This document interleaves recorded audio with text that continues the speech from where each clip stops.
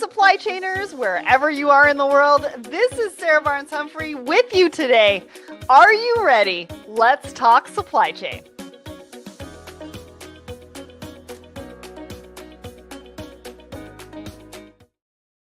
Hello, everyone. Good morning. My name is Sarah Barnes-Humphrey. I'm here with you for Thoughts and Coffee, and this is going to be an exciting episode. We've got Anna from PepsiCo Labs who is here, and we're going to be talking all about what they are doing and how you can get involved and so much more. But first, we do need to give a shout out to our show sponsor, the Secret Society of Supply Chain. If you haven't been over to the website, secretsocietyofsupplychain.com, head over there. We've got some free membership groups. We've got memberships for women in supply chain as well. And I want to give a shout out because we've got some of our newest members for the Secret Society of Supply Chain. We've got Catherine Gorman, Vinod Kumar Senkar, and Megan Hansen. And then we've got our new Woman in Supply Chain Connection members as well, Kathleen Drummond, Stephanie Sharp, Emily Nichols. Thank you so much for joining us over there, and we can't wait to see you in our community. If you are watching, please let us know where you're watching from in the comments. We'd love to feature you or give you a shout out on the show, and we love the participation. So if you love the conversation, we also want to see some fire emojis throughout the show today. Now, let's get started with what's happening at Let's Talk Supply Chain, because I've got some really cool announcements. We've got tons of live shows that are happening right now. So let's start with the podcast. We've got a brand new episode. We actually have 2 episodes a week that are coming at you, I think, starting about right now. So episode 474, leveraging data-driven optimization to mitigate tariffs with Reveal. Now, I did this one in person at Home Delivery World, and it was great. They brought a customer on the show, and we talked all about how they are leveraging Reveal to mitigate some of the risk, including tariffs. If you haven't gone to check this one out, go and check it out. It is wherever you listen to the show, Spotify, Apple. It's also over on our YouTube channel. Next, we've got episode 475, and this one is leveraging real-time transportation visibility with Shipio.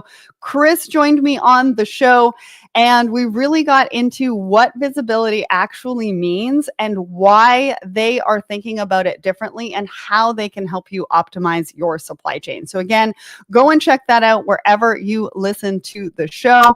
Next, we've got a bunch of live events that are happening this week, and we want you to be a part of it. So remember, you can click the link in the comments, click the attend button. We'll send you the link even if you cannot attend live. So tomorrow, we've got On the Margins with Coupa.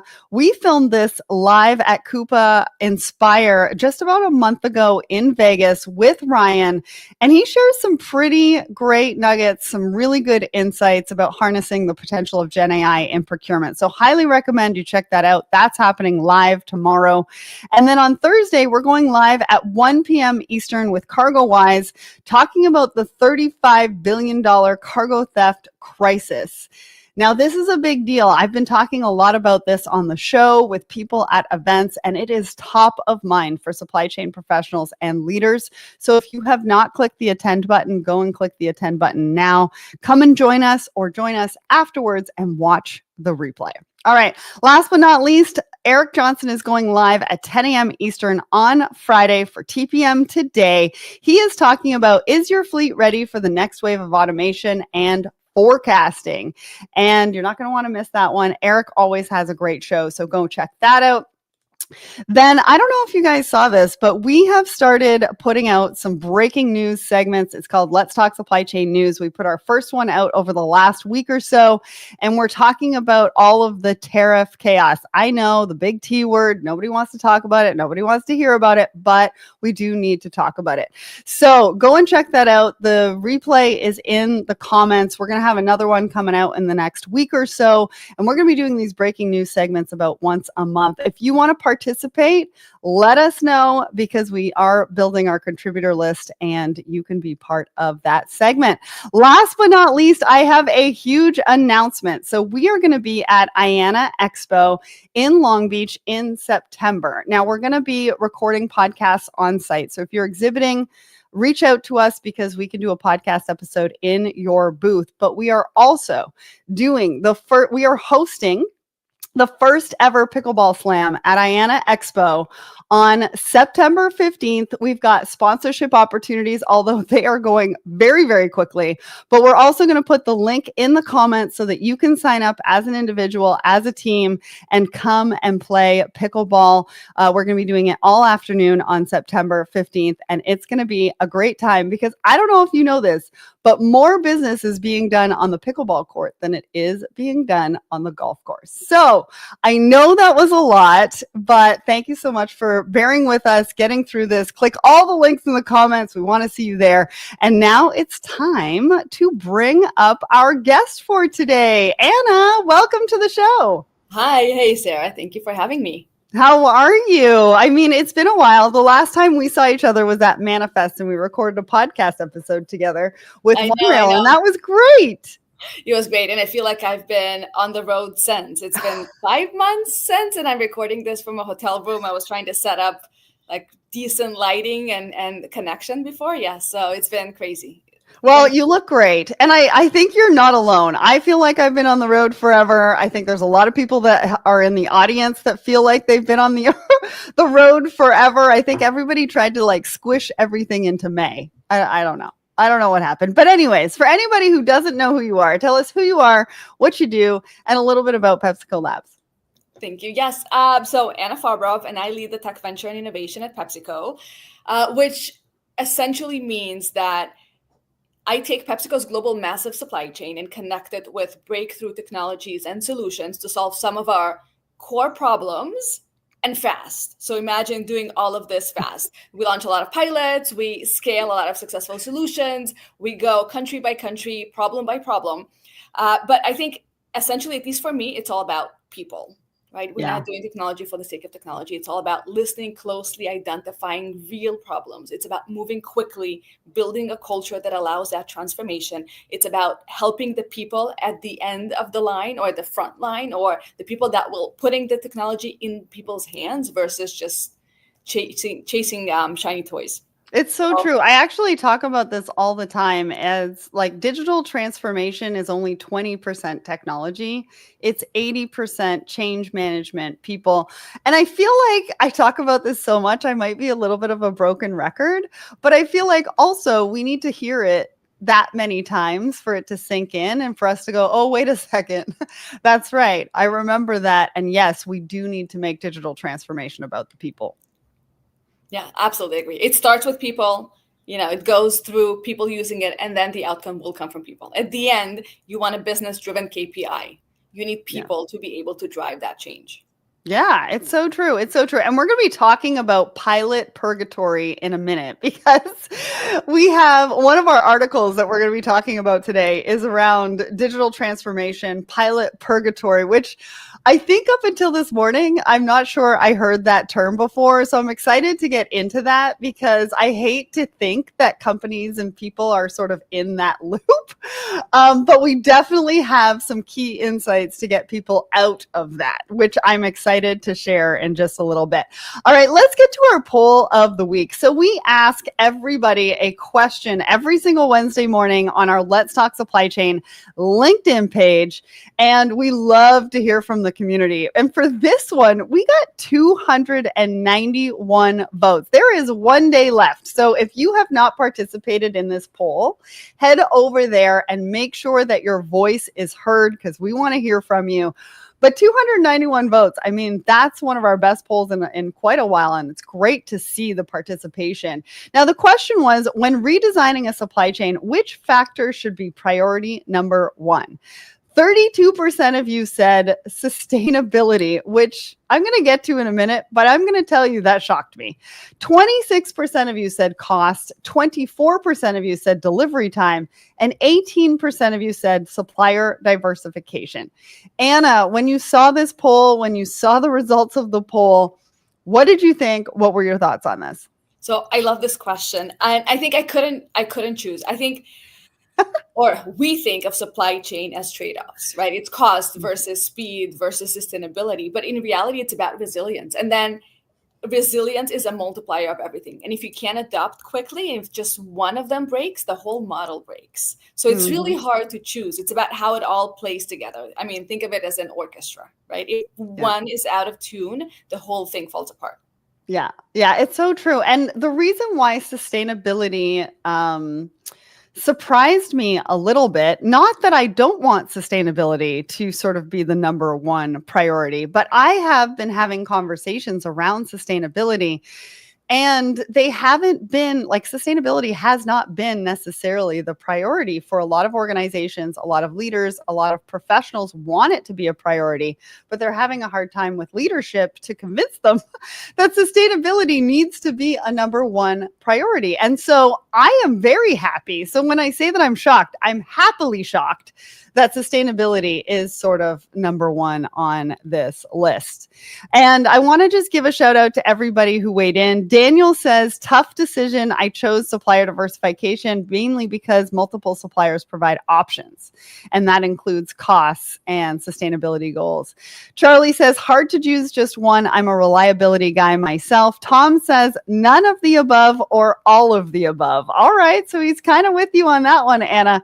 And Sudeshna says it's all of the above. And Daniel says cost first above everything. Well, thank you so much to everybody who weighed in on the question of the week. We've got Halia in the audience that says sustainability can include cost. Okay. So some of the options that we gave everybody for the poll are sort of intertwined. And I'm guessing that's why most people chose to put in a comment and say all of the above, just like Anna just said. I want to give a shout out to Susan over on my personal LinkedIn. Thank you so much for joining us. All right, so now we're going to get to the part of the show where we give a little bit of a market update. And I think this is so interesting, Anna. You said that you've been traveling nonstop. So you've been talking to a lot of leaders. You've been talking to a lot of professionals. And I'd like to know, like, what is top of mind? What's everybody talking about? What kind of conversations are you having? Well, I think if I had to choose one thing that keeps coming back or coming up is the fast pace of tech. I think we're used to in the last, 20 years, we're used to technology evolving, but what we've seen the last 2 years is even faster than that. Who could have imagined? Not a surprise, Gen AI or agentic AI or any type of, choose your platform keeps coming up, which is incredible because I think we see the impact in our day-to-day. I don't know how many subscriptions you have, but I use every tool on the planet, basically. So we see the impact on our lives. And I think now the big challenge or the conversations I've been having with people in the industry is how do you bring that into large organizations? Mm-hmm. How do you tie that back into an actual need and a problem, not just a fun capability. So not just something that makes my agenda faster or my day-to-day easier, but something that drives real transformation and change. And then how do you embed that in a very large organization?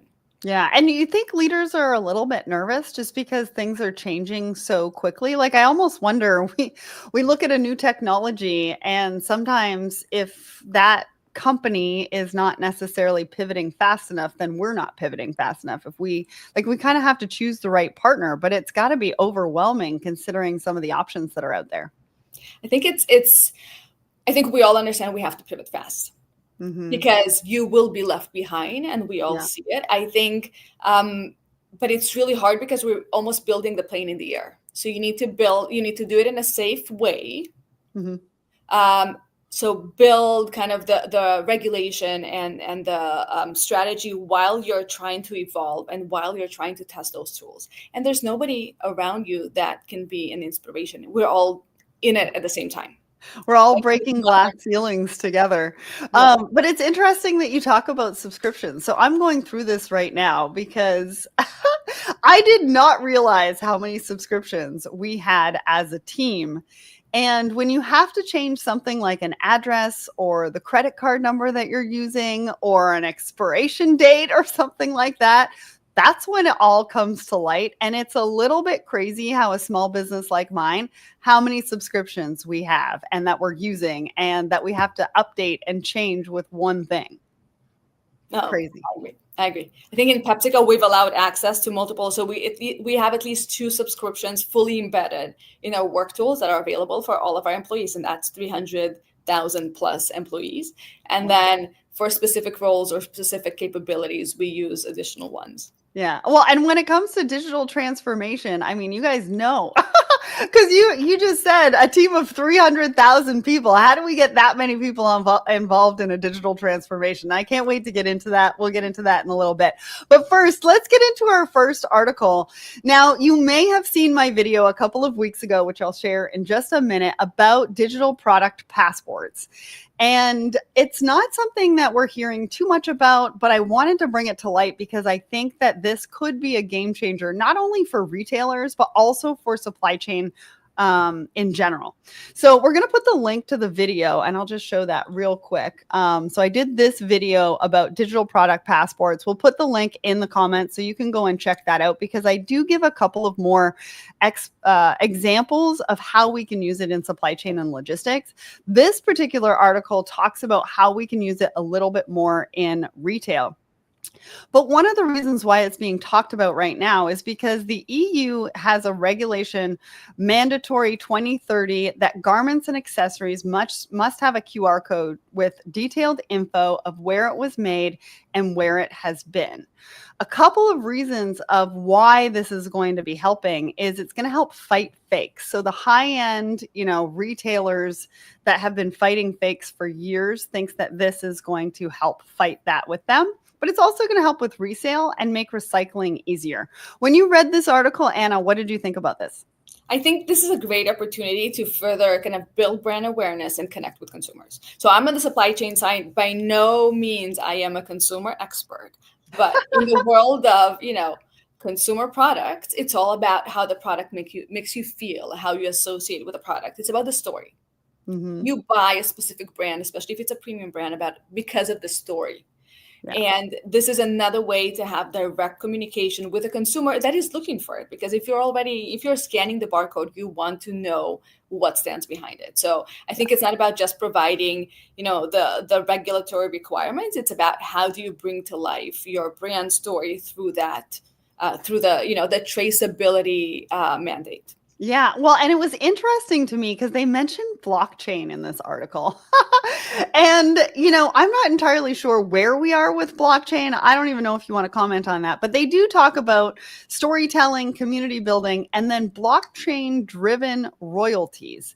And what they mean by that is they're able to drive more authentication, I think, through the digital product passport, which goes back to sort of fighting those fakes. But for supply chain professionals, digital product passports can be a game changer. It's not science fiction. These things are kind of happening. But if you're a manufacturer, you can provide proof that the shoes were made sustainably. If you're in logistics, these digital product passports can give you better data.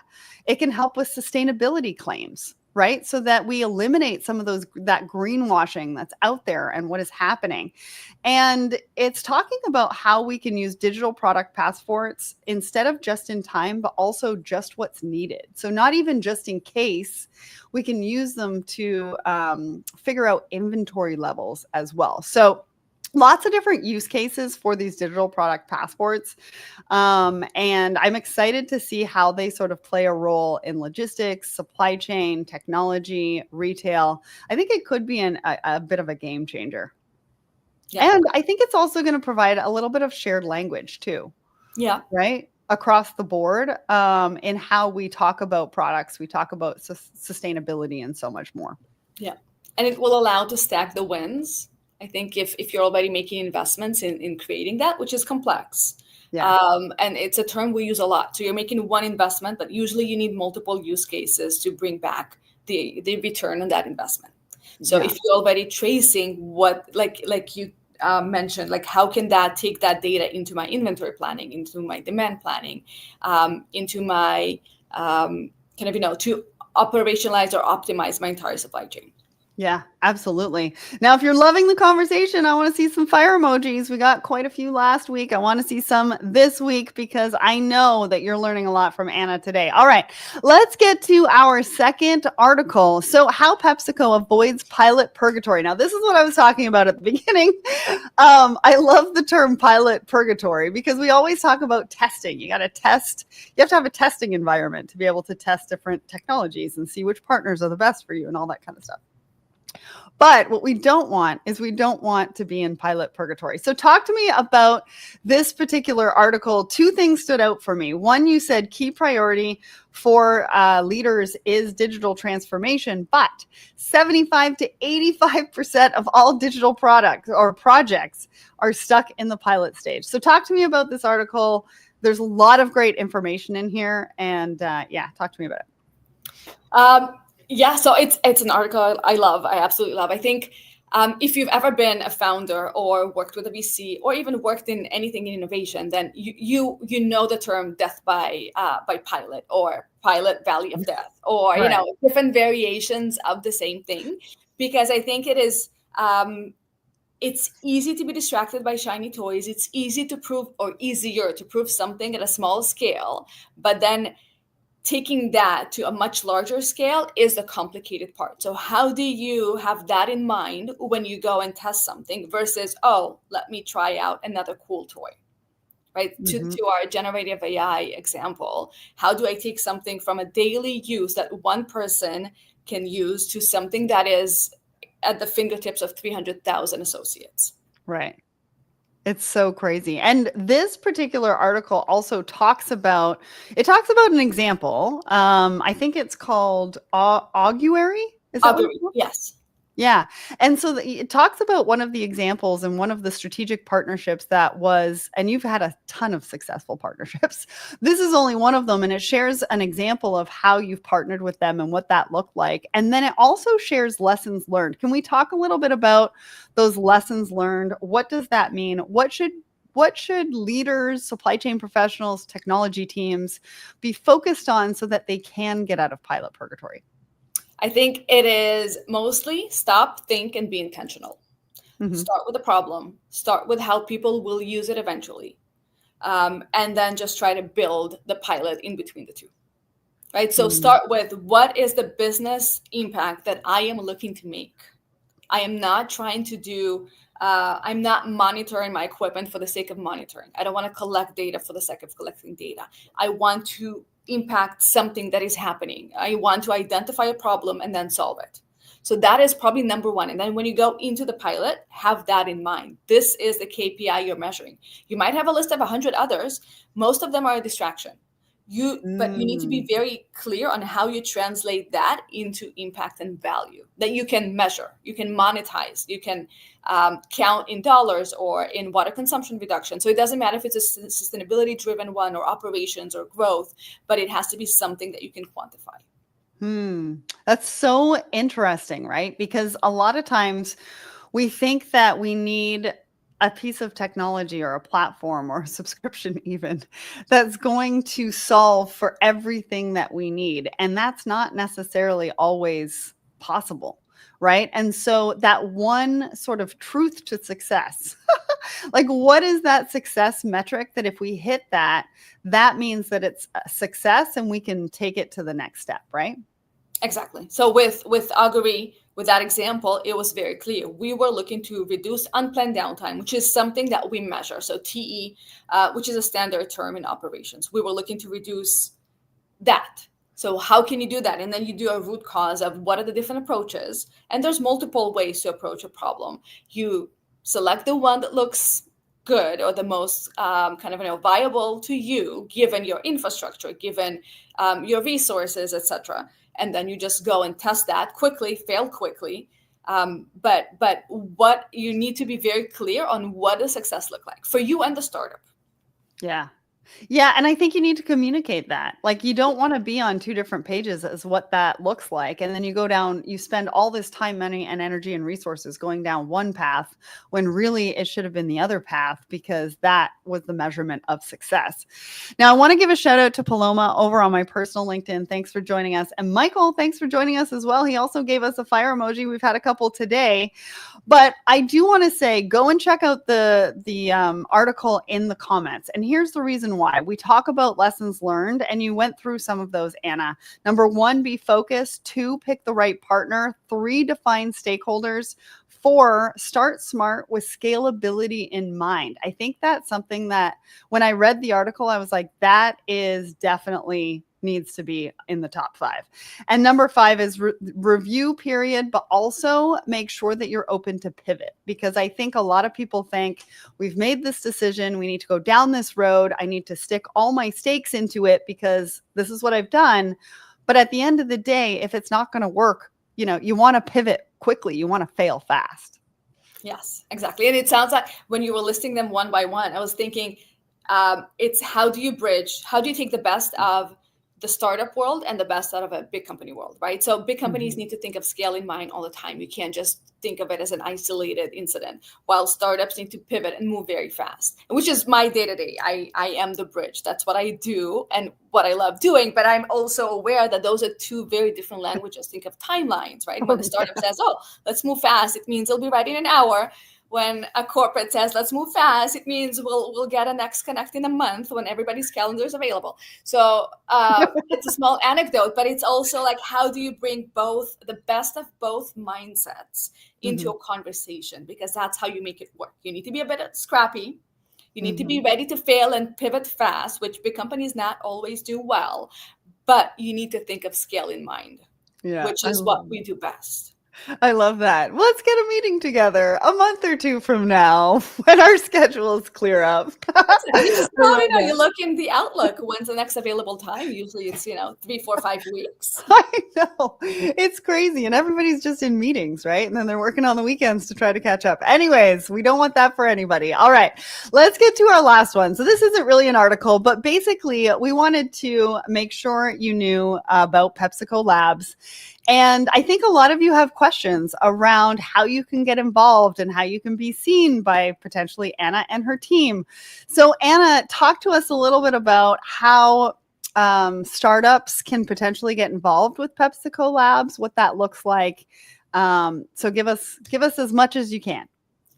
So I think the website is a good starting point just to better understand what we're doing. Honestly, looking at it, I know it's not updated because we are so busy with launching 100 plus pilots a year. So we should do a better job in keeping our website up to date. But I think start with a website, then follow us on LinkedIn, because I think this is where you would get the latest. And with the same mindset of problem first, we put out there a lot of our problems. Every time we look for solutions, we provide as much information as possible. And if you go into some of our kind of older scouting efforts and programs, you'll see how much detail is actually there. It's an amazing opportunity to have an insight into what the industry is looking for. So it's not about you won't see me saying, I am looking for a cool technology for trucks.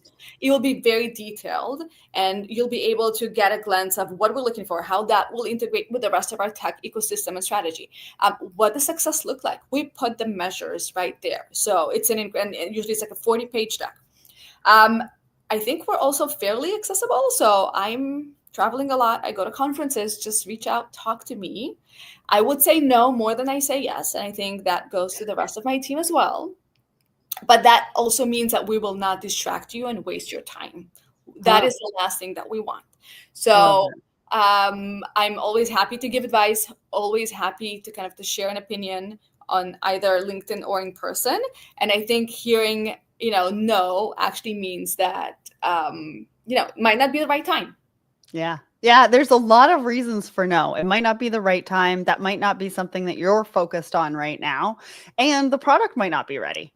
Yes. And I will usually say why no. So it's not just a no. It will be like, no, but this is how it can turn into yes. Or this is when this is how mature you need to be.